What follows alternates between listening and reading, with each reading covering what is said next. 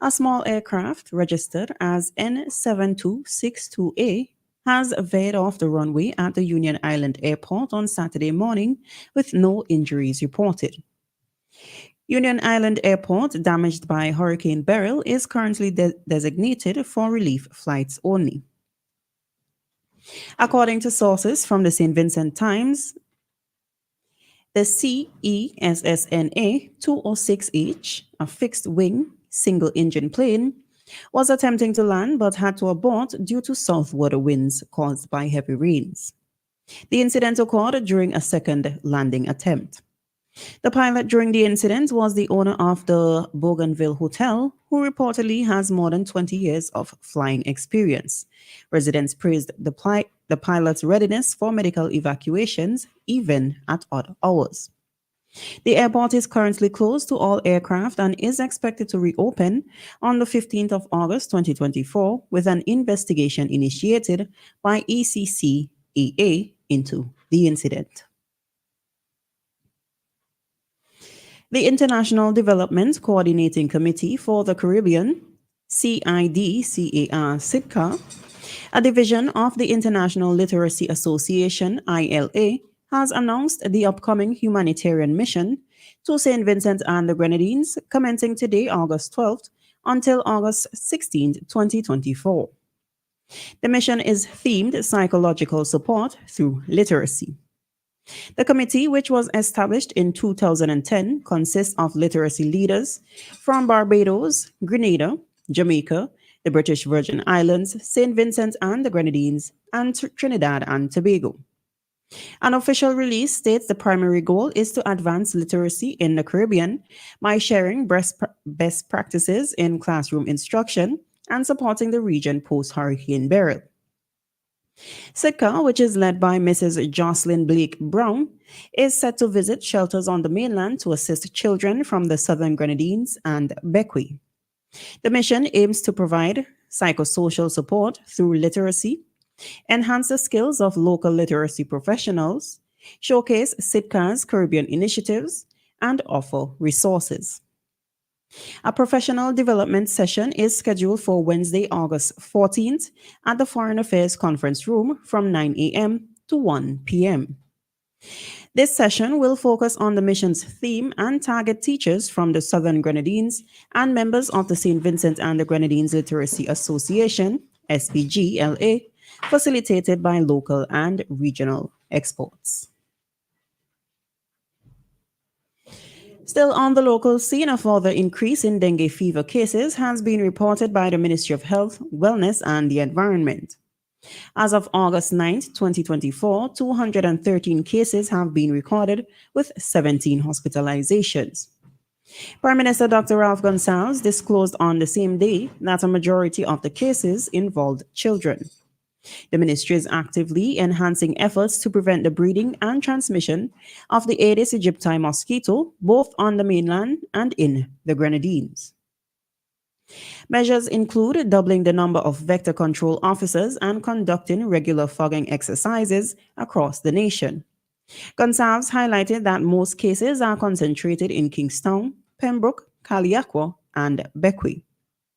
He emphasized that the recorded figures only represent confirmed cases, with many more likely affected but not officially diagnosed. Vincentians are being advised to stay vigilant and take necessary precautions to combat the Aedes aegypti mosquito and prevent dengue spread. Similar dengue outbreaks are also occurring in other Caribbean nations like Trinidad and Tobago. On the regional scene, an epidemiological alert has been issued by the Pan American Health Organization, PAHO, to urge countries in the Americas to enhance surveillance due to the discovery of a new variant of the Mpox virus.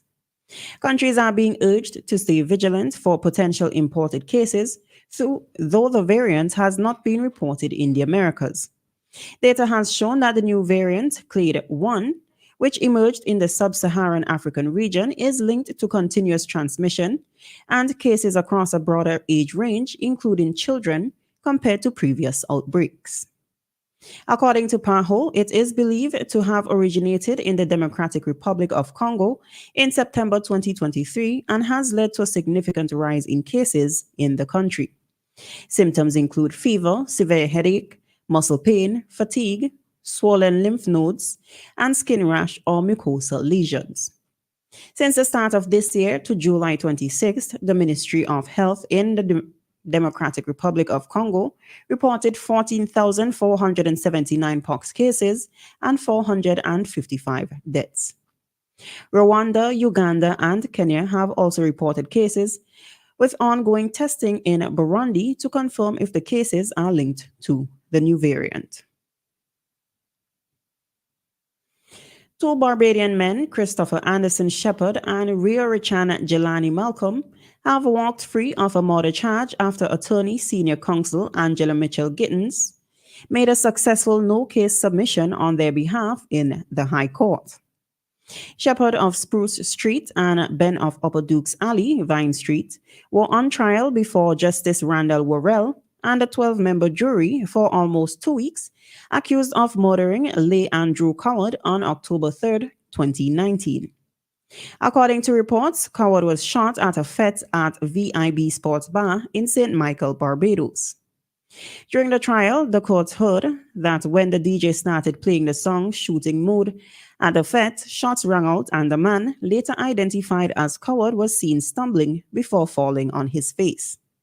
After Principal State Counsel Oliver Thomas and State Counsel Dr. Zoe King closed their case against the accused, Mitchell Gittins made a no-case submission before the judge. The senior counsel argued, among other things, that there was no evidence, forensic or otherwise, linking her client placed a firearm in their hands, and no one saw how Coward met his death, and under the circumstances, they should not have to answer to the charge. During the trial, some of the witnesses who had given statements to the police in the matter told the court they do not recall what occurred. Court officials said that the authorities will have to find a way to address this trend with witnesses after the judge directed the jury to give a not guilty verdict in the case. Finally, on the international scene, Paul Kagame has been sworn in as Rwanda's president for a fourth term, winning 99% of the vote in last month's election.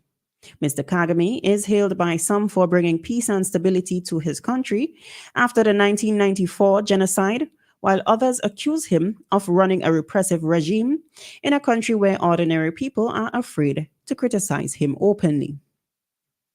According to rights groups, the margin of his electoral victory is proof of the lack of democracy in Rwanda.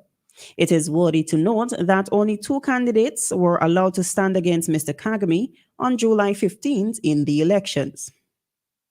Kagame always gained at least 93% of votes in his previous 4 presidential elections, with several African heads of states attending the ceremony at the Amahoro National Stadium in Kigali.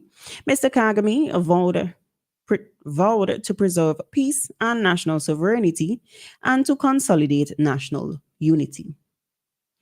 This has been WEFM's 3 p.m. news. I have been your presenter, Jessica Klein. Join us again at 5:30 p.m. for WEFM's evening news, and we thank you for listening.